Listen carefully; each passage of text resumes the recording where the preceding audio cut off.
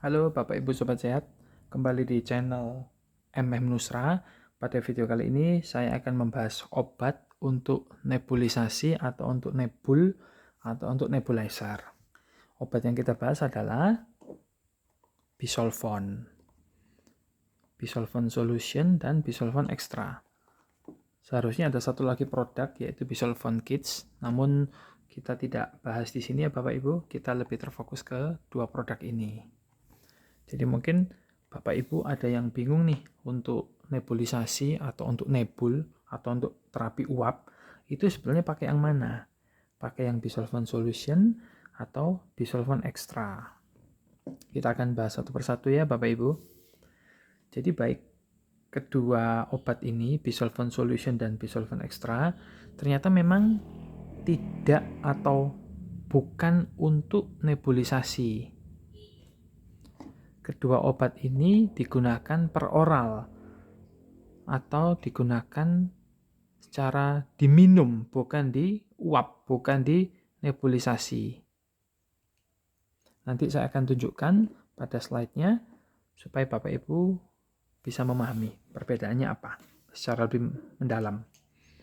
Nah, perbedaan utama adalah Bisolfon Solution itu tidak mengandung gula, sehingga Bisolfon Solution ini lebih cocok, lebih aman untuk penderita diabetes mellitus, juga untuk pasien anak-anak. Berikut saya akan coba tunjukkan leaflet atau etiket obat tersebut. Berikut adalah etiket obat dari Bisolfon Solution. Tidak ada penjelasan detail mengenai dosis untuk nebulisasi. Berikut Bisolfon Kids. Dan berikutnya adalah Bisolfon Extra, sama-sama tidak dijelaskan mengenai cara penggunaan untuk nebulisasi. Nah, semoga Bapak Ibu dapat memahami ya setelah melihat dari slide tadi. Nah, sekarang pertanyaannya adalah, apakah Bisolfon Solution ini bisa dipakai? Bisolfon Extra ini bisa dipakai untuk campuran nebulisasi? Jawabannya adalah bisa. Pengalaman saya sebagai dokter, saya juga pernah menggunakan Bisolfon Solution ini untuk campuran nebulisasi. Kalau Bisolfon Extra, saya belum pernah menggunakan untuk campuran obat nebulisasi. Jadi sekarang kita terfokus di Bisolfon Solution. Jadi memang di dalam etiket tidak ditulis secara detail bahwa ini bisa digunakan untuk nebulisasi. Namun pada praktek di lapangan, saya sebagai dokter pernah menggunakan obat ini sebagai campuran nebulisasi. Begitu juga dengan beberapa dokter yang lain, dokter anak pun juga pernah menggunakan obat ini untuk campuran nebulisasi. Nah, campurannya menggunakan apa saja selain Bisolfon? Jadi yang umum digunakan adalah cairan infus, natrium klorida 0,9%. Ini yang paling sering digunakan. Yang kedua,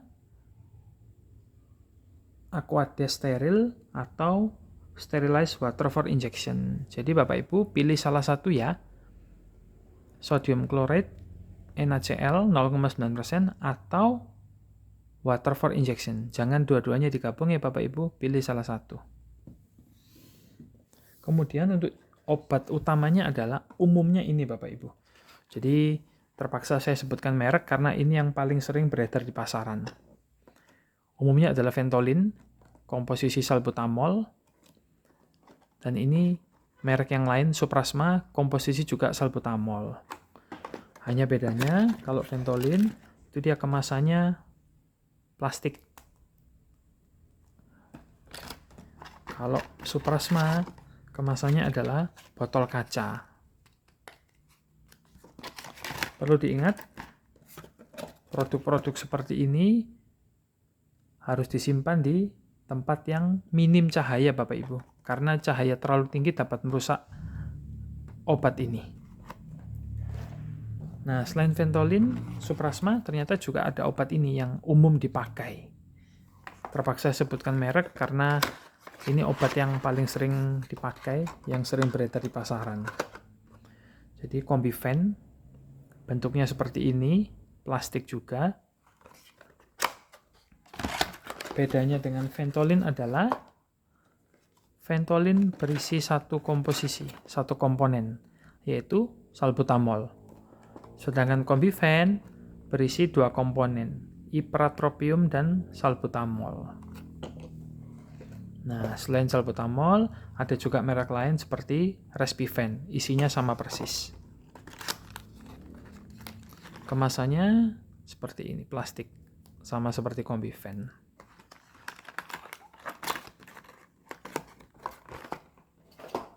Jadi campuran yang umum digunakan adalah Ventolin, natrium klorida. Kadangkala bila dahak yang terlalu banyak, bisa dicampur dengan bisulfon solution. Nah, bila natrium klorida tidak ada, bisa menggunakan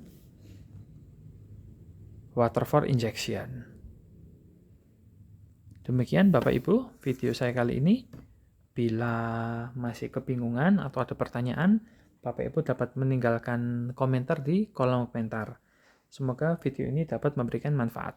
Terima kasih.